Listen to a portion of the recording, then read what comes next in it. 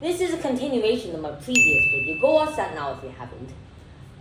If you haven't watched it though, I'll give you a quick recap. But it'll be very brief, so make sure to watch it. But if you're really that lazy, then I'll give you a quick recap. So, see, x squared plus x squared, add x squared to both sides. Why do we do that? Well, I found this really stupid method in our previous video where we complete the square. Complete the square? I thought that was for quadratics, not cubics. Yes, we are doing completing the square for cubic equations, but we're doing for specific scenarios, such as this one. Now, it's a very stupid method, I'd say, but it works. And I discovered it myself. Actually, it may have already been a thing, but I think at least I derived it myself, so I'm proud of that, okay? So, you get x squared on the right side, and then this will be 2x squared, and then the rest. Now, if you have this kind of thing, we can just factor the x out on this part, right? Because they all have x in it. So you do that. And now in here is x squared plus 2x plus 1. So of course you have plus 1 on the outside and x squared. Now this part is interesting. Because this is a perfect square already. So you see what we did there? We added the x squared and we got a complete square. Hence, we completed the square. Right? Now, what square is it? It is, in particular, is the square of x plus 1. See how I written it twice. Now we can subtract 1 on both sides. And let's get rid of the 1 from the left side, just temporarily. And of course, you can just move the x squared as well, but I prefer to subtract the 1. Okay, now that the 1's over here, do you recognize this? It's 1's a square. It's a difference of 2 squares. So you can do this. If you're not sure about this formula, well, it's just, you'll learn it.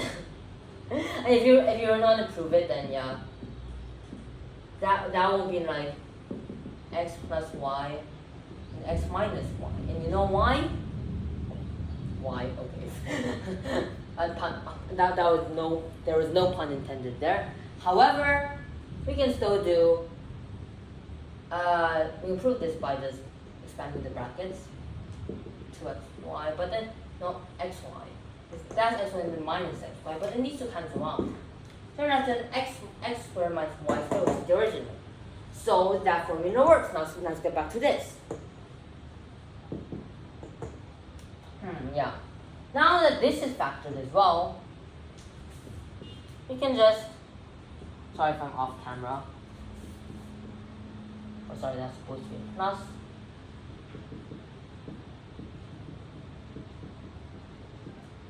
Zero. Now if you have 0 on the right side, you know you can factor. Now you see, we have a very common factor here, this x plus 1 and this other x plus 1. Now, we can just factor this by grouping.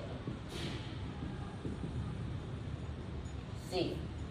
And then put the rest of the factors. So that's, if you expand it like that, with x squared plus x, right? And then you get this, which is minus x and then plus 1 if you expand it. Now, these two cancel positive x and negative x. And now, the final factored version is x squared plus 1 and x plus 1. Now, x squared plus 1 and x plus 1 can also be obtained using a much simpler method than all of these steps. Now, this is the reason why I call it stupid. Oh, this pen's kind of dying. So, I'll make a note here on the side. So, if you have this exact same equation, and you just notice that we factor out x squared, like so, and of course there's nothing to factor out here, so I just put 1 with the red. Now we are just going to put x plus 1, and x plus 1, that's the remainder of both of them. This is oddly familiar. Yes. This is the exact same thing. Much similar. That's just 2 steps. Actually, how many steps is that? I don't know. Yeah, that's the only reason I call this stupid. So, yeah. We kind of took a detour from the method that was supposed to be done. But I just thought it was a cool thing to share with you guys. That's why I made that video. But I realized that there wasn't really a use for it because obviously you can just use this to get the same outcome. What's the point? But I thought, are there any other equations that we can use this kind of method on that would actually be beneficial to us in terms of time? So here it is. This equation, if you use this method, it will pretty much be very efficient because there is no really obvious way to solve this. Then you can't factor by grouping. You really can't do anything. But what you can do is you can use the similar method, but it's not completing the square this time around. It's just the square's already completed. That's the thing. Now you might not really see a square around here, like this one, not very obvious. But you know what we can do, split the 10x, the 9x, and just an x. Now, what's first? Now, plus 3 is totally equal 0. Now that we split the x's, you might see something around here. This part is a perfect square except for the x. So let's just factor out the x then, right? Problem solved. Now we have this. Now this can be a perfect square. And specifically, this is the perfect square of x plus 3. I'll write that twice, just like I did here.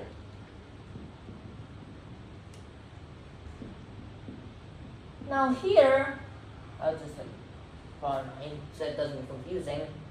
And now here, you can see this, if we expand the brackets, we get x squared plus 3x and x squared plus x plus 3 plus x plus 3 equals 0. Now, you can factor this by grouping. Now you see, you couldn't factor this by grouping here, but you can here. That's the clever bit. You manipulate like the x's, split it, make it a square. Clever, huh? Because you just factor by grouping. And I put a 1 here because that's what's required. So x squared plus 3x plus 1. Now we just put the common factor, which is x plus 3 on both of them. And now we're done. That's it. That's the factoring done. Now if you really want to solve it, you can. Let's go ahead right now. So the quadratic, we can just use the quadratic formula probably. So I remember that as x equals 2a at the bottom, and then negative b plus or minus square root of b squared not minus 4ac. I nearly said plus there. What am I doing? And now 2a, now a equals 1, b equals 3, and c equals 1. And just substitute everything in. 3, 1, 1.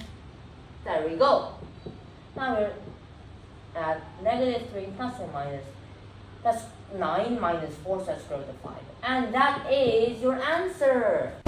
Hey, a quick side note here. While I was editing, I realized I didn't put the third solution for the cubic.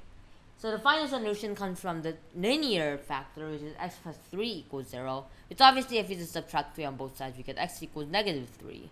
So because x equals negative 3 is one of the solutions, and you may have been confused about that, I just want to let you know. And also, another thing, I mean, if you understood all of this, can you please let me know in the comments if this was ever discovered or known? Because I've never learned this, but I'm assuming someone would have found this method out already. So without this method, I think it might have gone a bit more tricky. But we just factor by grouping. Now I'll call this video a very interesting way to factor by grouping. And yeah, remember to watch the previous video, which continues. which this video continues from. Because if you didn't and you're still watching this, you might be very confused. So better go watch that. Bye.